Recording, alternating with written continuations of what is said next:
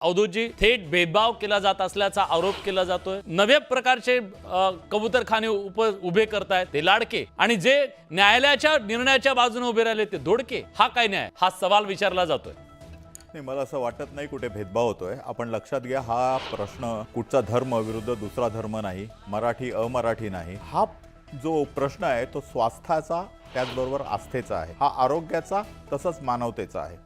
आणि त्यामुळे ज्यावेळी सर्व समाजाची जी मतं, बघा मुंबई हायकोर्टाने निर्णय दिला, त्या निर्णयाविरुद्ध शेवटी काही जणांनी, काही समाजाने प्रश्न उपस्थित केले।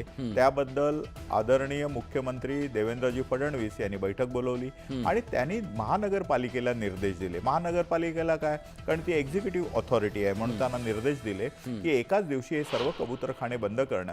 जवळजवळ 15,000 कबूतरं ही त्या परिसरामध्ये फिरतात आणि हे मला वाटतं की एक खूप मोठं थिक पॉप्युलेशन आहे। हे जर विरळ पॉप्युलेशन असतं, मुंबईमध्ये अनेक ठिकाणी कबूतरखाने आहेत, त्यांचा काही फारसा लोकांना त्रास होत नाही। परंतु ज्यावेळी 15,000हून अधिक पक्षी एकाच वेळी फिरतात त्यावेळी त्यांचा होणारा त्रास हा प्रचंड प्रचंड प्रचंड आहे।